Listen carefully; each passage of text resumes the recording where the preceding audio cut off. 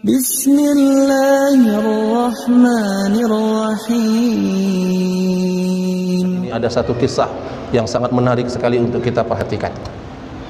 Abdullah bin Mubarak rahimahullahu ta'ala. Ini menjadi nasihat bagi kami dan nasihat bagi kita semua. Bagaimana kita menjaga keikhlasan. Itu bukan hanya di awal, tapi kita menjaga keikhlasan di awal, di pertengahan, sampai akhir hayat kita. Jadikan amal kita, keikhlasan kita itu seperti mahar, karena dia adalah mahar dalam beribadah. Tanda seseorang ketika dia menikahi seorang wanita, ada cincin yang menjadi mahar, yang itu menjadi bukti bahwa istrinya adalah sah untuknya, ada mahar. Maka tanda kita beribadah kepada Allah adalah keikhlasan. Tanpa ikhlas kita tidak dianggap beribadah kepada Allah. Abdullah bin Mubarak satu ketika dia bertanya kepada murid-muridnya. Dia melihat ada satu orang muridnya yang tidak hadir dalam majelis ilmunya.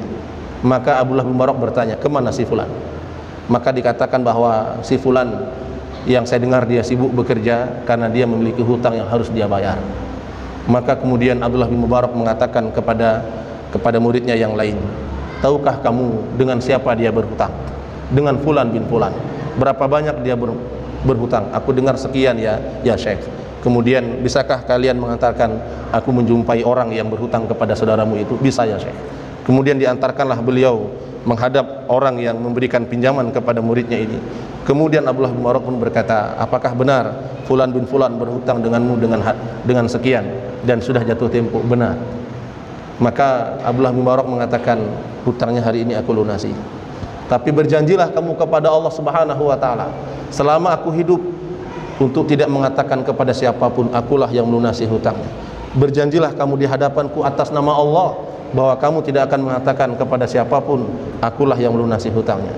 Maka keduanya pun berjanji, dengan nama Allah aku tidak akan mengatakan siapapun kepada siapapun bahwa engkau yang melunasi hutang si fulan bin fulan. Maka ketika muridnya ingin melunasi hutangnya, maka dia berkata, hutangnya sudah dilunasi oleh seseorang, dan aku sudah berjanji atas nama Allah aku tidak akan mengatakannya selama dia masih hidup.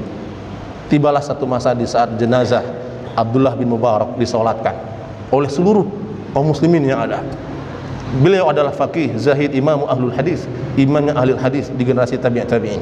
Kemudian ketika sudah selesai pemakaman, barulah orang tadi mengatakan kepada si fulan yang merupakan muridnya, hari ini aku akan katakan siapa yang telah melunasi hutangmu.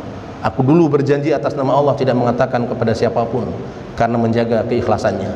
Maka yang melunasi hutangmu adalah orang yang tadi barusan kita solatkan jenazahnya, ternyata gurunya.